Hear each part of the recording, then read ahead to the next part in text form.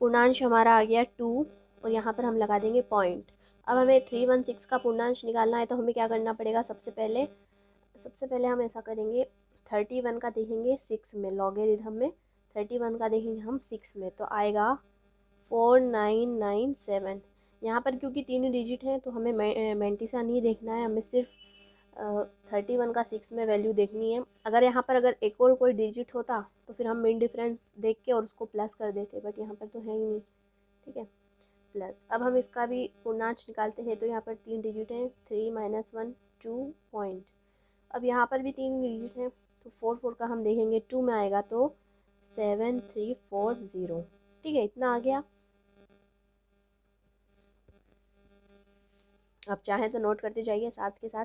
अब हमको करना है इसको प्लस, ख़ास काम तो अब आया है। ठीक है, अगर हम इसको प्लस करेंगे तो हमारे लिए सबसे ध्यान में रखने की चीज़ ये है कि दशमलव के नीचे हमेशा दशमलव आनी चाहिए। हमने फर्स्ट नंबर लिख लिया, आप सेकंड वाला लिखेंगे तो हमें ध्यान रखना है दशमलव के नीचे दशमलव लगा के, और दशमलव के पहले जितने इधर हैं उतने इधर लिख देंगे, जितने उधर है उधर।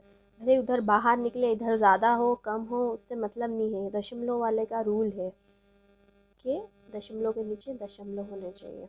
ठीक है, अभी इसको प्लस करना है, तो हो जाएगा 7332.5।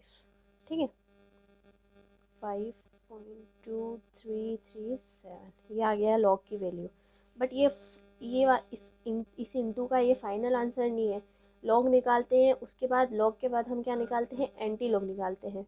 तो एंटी लॉग निकालने के बाद जो वैल्यू आती है ना, वो फाइनल आंसर कहलाती है। ठीक है, तो हम क्या ले लेते हैं? एंटी लॉग लेने पर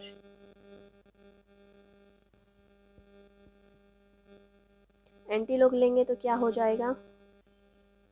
एंटी लॉग फाइंड करते टाइम हमें एक बात ध्यान रखनी है, पॉइंट के पहले चाहे कितने भी नंबर हो हमें उसे देखना ही नहीं है, हमें सिर्फ इतना ध्यान रखना है, 0.2337। ठीक है, तो हमें एंटी लॉग कैसे देखना है? 0.23 का देखेंगे हम 3 में लिखेंगे, और जो आएगा लिखेंगे। ठीक है, फिर 0.23 का मैंटिसा देखेंगे 7 में, और दोनों को प्लस कर देंगे जैसे हम लॉग में करते थे। तो क्या आएगा उसका आंसर? 1713। ठीक है, ये भी फाइनल आंसर नहीं है। इसके बाद एंटीलोग की वैल्यू फाइंड करने के बाद हमें एक काम करना है कि हमारे पास पूर्णांश तो था, इसका तो हमने कुछ किया ही नहीं, तो इसका यहाँ पर बहुत बड़ा रोल ये होता है कि, चलिए मैं लाइन ही लिख देती हूँ कि हमारा जो है पूर्णांश कैसा है? धनात्मक है, अर्थात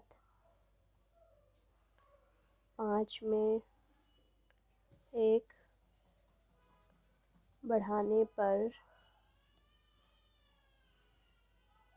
संख्या 6 के बाद दशमलव लगाने पर।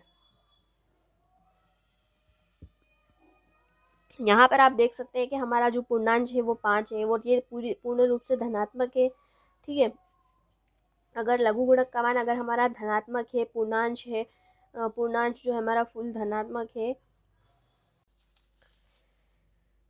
तो ये तो मैंने आपको बता दिया कि धनात्मक पूर्णांश जो है वो हमारा धनात्मक है। ठीक है, पूर्णांश धनात्मक है, अर्थात 5 में 1 बढ़ाने पर संख्या 6 के बाद दशमलव लगाएंगे।